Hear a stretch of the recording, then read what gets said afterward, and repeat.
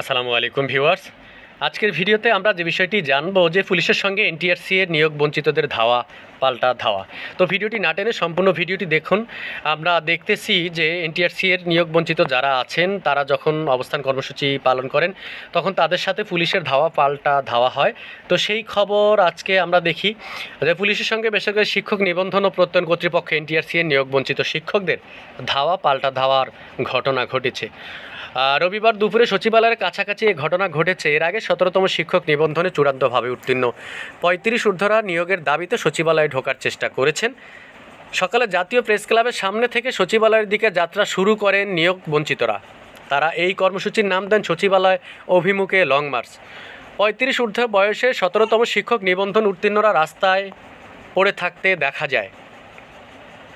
দেখি যে 35 ঊর্ধ্বে বয়স 17তম শিক্ষক নিবন্ধন উত্তীর্ণরা রবিবার সচিবালয় মুখী হলে পুলিশের সাথে এই সংঘর্ষ বাধে। দফায় দফায় সংঘর্ষ, আহত হয়ে কয়েকজন রাস্তায় পড়ে থাকতে দেখা যায়। তোপখানা রোডে পুলিশের বাধা ডিঙিয়ে চাকরি প্রার্থীরা সচিবালয়ের দিকে যেতে চাইলে এই সংঘর্ষ বাধে। পুলিশ কয়েক দফায় সাউন্ড গ্রেনেড বিস্ফোরণ ঘটিয়েও নিবন্ধন উত্তীর্ণদের ছত্রভঙ্গ করার চেষ্টা করে। এতে কমপক্ষে একজন আন্দোলনকারীকে আহত অবস্থায় তোপখানা রোডে পড়ে থাকতে দেখা যায়। আরও কয়েকজন আহত হয়েছেন বলে আন্দোলনকারীদের দাবি করেছেন। 17তম শিক্ষক নিবন্ধনে চূড়ান্তভাবে উত্তীর্ণ 35 ঊর্ধ্বে নিয়োগের দাবিতে সচিবালয়ে ঢোকার চেষ্টা করেছেন। এর অংশ হিসেবে তারা প্রেস ক্লাবের সামনে থেকে রওনা হয়েছেন। রবিবার অর্থাৎ 15ই জুন জাতীয় প্রেস ক্লাবের সামনে থেকে সচিবালয়ের দিকে যাত্রা শুরু করেন তারা। এই কর্মসূচির নাম দেন সচিবালয় অভিমুখে লং মার্চ।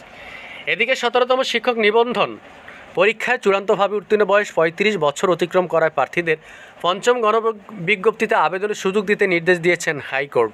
একই সঙ্গে এ বিষয়ে একটি রুল জারি করা হয়েছে। সংশ্লিষ্টরা বলেন, বেসরকারি স্কুল, কলেজ ও মাদ্রাসার শিক্ষক নিয়োগের লক্ষ্যে অনুষ্ঠিত 17তম শিক্ষক নিবন্ধন পরীক্ষায় উত্তীর্ণ হয়েও বয়সের কারণে পঞ্চম গণবিজ্ঞপ্তিতে আবেদন করতে পারেননি 739 জন প্রার্থী। তারা অন্তত একবার সুযোগের দাবি করেছেন। তারা জানান, 2020 খ্রিস্টাব্দের জানুয়ারিতে 17তম নিবন্ধনের বিজ্ঞপ্তি প্রকাশিত হলেও চূড়ান্ত ফল প্রকাশ হয় 2023 খ্রিস্টাব্দের ডিসেম্বরে, যা 4 বছরেরও বেশি সময়। এতে 35 বছর পেরিয়ে যাওয়া 739 জন প্রার্থী পঞ্চম গণবিজ্ঞপ্তিতে আবেদনের সুযোগ হারান। অথচ সনদের মেয়াদ 3 বছর থাকা সত্ত্বেও তাদের আবেদনের সুযোগ দেয়া হয়নি। তারা আরও উল্লেখ করেন, এনটিআরসি এর বিষয়টি বিবেচনা নিয়ে শিক্ষা মন্ত্রণালয়ে বিশেষ বিজ্ঞপ্তি প্রকাশের প্রস্তাব পাঠালেও আইনি জটিলতার কথা বলে তারা বাস্তবায়ন করা হয়নি। যদিও আইন মন্ত্রণালয় আপিল বিভাগের রায় ও করোনা পরিস্থিতি বিবেচনায় প্রার্থীদের বয়স 35 নির্ধারণের বিষয়ে যুক্তিসঙ্গত সিদ্ধান্ত গ্রহণের সুযোগ রেখেছে। তাদের অভিযোগ, এনটিআরসি এর চেয়ারম্যান মফিজুর রহমান হঠাৎ করেই এনবিআর থেকে বদলি হয়ে টিআরসিতে আসেন। তিনি কিছু না বুঝে দিনা পারভিন সহ কয়েকজনের পরামর্শে প্রতিষ্ঠান চালাতে গিয়ে গোয়ার্তুমিও করেন।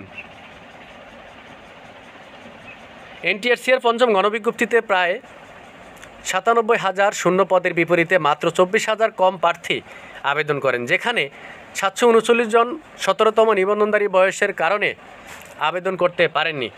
ফোরামের দাবি, এনটিআরসি এর বয়স নির্ধারণের ক্ষেত্রে যৌক্তিক বিবেচনায় ছাড় দিলেও এই ব্যাচের ক্ষেত্রে তা করা হয়নি।